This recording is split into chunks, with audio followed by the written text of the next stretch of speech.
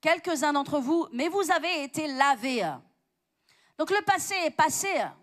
Lorsque l'on a été lavé par le sang de Jésus, on est lavé. On ne doit pas retourner aux choses passées. Cette débauche, cette permissivité est terminée dans notre vie parce que Jésus vit dans notre vie. Amen. Mais vous avez été lavés, vous avez été sanctifiés, vous avez été justifiés au nom du Seigneur Jésus et par l'Esprit de notre Dieu. Tout m'est permis, mais tout n'est pas utile. Tout m'est permis, mais je ne me laisserai pas asservir par quoi que ce soit. Les aliments sont pour le corps. Les aliments sont pour le ventre et le ventre pour les aliments et Dieu détruira l'un comme l'autre. Mais le corps n'est pas pour la débauche. C'est important dans notre monde, dans notre société, de parler de la débauche, de parler de l'infidélité, de parler de l'adultère, de parler de la fornication, de parler de ces choses. Parce que nous sommes dans un monde où le train de ce monde va tellement rapidement et de plus en plus profondément dans la débauche et dans la souillure, que c'est important que les chrétiens soient très clairs dans leurs pensées, qu'ils sachent où Dieu se situe et où la parole se situe, parce que la parole est très claire et elle ne fait pas de compromis. Dieu se fiche bien que vous viviez au 15e siècle, ou au 20e siècle, ou au 30e siècle. La parole de Dieu ne s'adapte pas à la culture.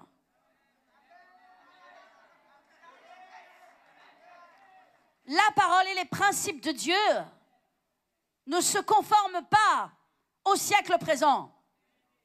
Dans notre monde, aujourd'hui, si un jeune n'a pas une relation sexuelle à partir de 13 ans, 14 ans ou 15 ans, s'il n'a pas encore regardé un film pornographique, il est out, off. Ça, c'est le Dieu de ce monde. Satan conduit le monde. Satan fait ce qu'il veut. Nous ne sommes plus de ce monde. Nous avons d'autres principes et d'autres lois. Et nous ne pensons pas comme le monde. Et nous n'avons rien à voir avec le monde. Nous marchons dans la sainteté et dans une sainteté absolue. À 100% de chaque partie de notre vie. Et donc, Paul dit, ne savez-vous pas que vos corps sont les membres de Christ ? Prendrais-je donc les membres de Christ pour en faire les membres d'une prostituée ? C'est important de réaliser ici que nous sommes le corps de Christ. Et nous ne pouvons pas laisser la prostitution entrer dans le corps de Christ. Le corps de Christ, c'est vous et moi. Ça veut dire que chacun d'entre nous, pour notre part, nous sommes le corps de Christ tous ensemble et nous sommes donc tous responsables de s'assurer que le corps de Christ marche dans la sainteté et que personne ne prend le corps de Christ pour une prostituée.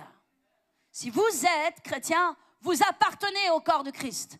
Et ce que vous faites dans votre vie, en cachette ou pas en cachette, a de l'impact, de l'influence, souille et tâche. Pas seulement votre vie, mais le corps de Christ. Il n'y a pas que vous dans l'image. À partir du moment où Jésus est en vous, vous êtes le corps de Christ. Et la Bible dit, mais prendrais-je, ne savez-vous que le corps de prendrais-je donc les membres de Christ pour en faire les membres d'une prostituée? Loin de là. Ne savez-vous pas que celui qui s'attache à la prostituée est un seul corps avec elle? Car il est dit, les deux deviendront une seule chair. C'est pourquoi les relations sexuelles et la sexualité est quelque chose de vraiment à part. Ce n'est pas quelque chose d'anodin, c'est très sérieux. Très sérieux. Les relations sexuelles entre un homme et une femme font que cet homme et cette femme deviennent un. Et vous ne pouvez pas faire un avec plein de monde. Vous pouvez faire un qu'avec une personne sur cette terre, qui est votre mari ou votre femme. On m'a raconté une histoire de quelqu'un qui avait fait un test, qui avait fait un petit test, je sais pas, un petit exemple, et qui était venu avec une bouteille d'eau. Oh, il restait un quart de bouteille d'eau peut-être dans un bus. Il y avait des jeunes qui étaient dans ce bus et il leur a demandé tout le monde devait boire la bouteille d'eau. Donc le premier a pris la bouteille d'eau, il a bu une gorgée, il a donné à son voisin. L'autre a pris la bouteille, il a bu une gorgée, a passé à son voisin. Et l'autre a pris une gorgée, a passé à son voisin. Mais au quatrième, au cinquième, l'autre a dit non, mais c'est bon. Il y a 5 personnes qui ont bu dans cette bouteille. Il y a 5 personnes qui ont bu dans cette bouteille. Moi, je ne veux pas boire dans cette bouteille. Et la personne leur a dit, vous ne voulez pas boire dans cette bouteille? Et vous trouvez que c'est dégoûtant de boire dans une bouteille? Et qu'en est-il de ceux qui couchent avec tout le monde? C'est la même chose. C'est la même chose. Ça, c'est l'état du monde. Moi, je ne juge pas le monde. Mais par contre, je parle à l'Église. Et je dis que l'Église doit être sainte. Et que les membres de l'Église doivent vivre très strictement dans la sainteté. Premièrement, Dieu va vous honorer. Dieu va vous élever. Dieu va libérer son plan sur votre vie si et seulement si vous marchez dans la sainteté. Pensez pas que Dieu va choisir son meilleur et sortir là, derrière le buisson, son meilleur, celui qu'il a réservé dans la sainteté, un homme ou une femme digne de son nom, et vous l'apporter si vous n'êtes pas capable de vivre vous-même dans la sainteté. Dieu ne peut pas faire cela. Dieu ne peut pas faire cela. Donc, qu'est-ce que dit Paul au verset 17? On est dans 1 Corinthiens 6 toujours. Vous êtes toujours avec moi?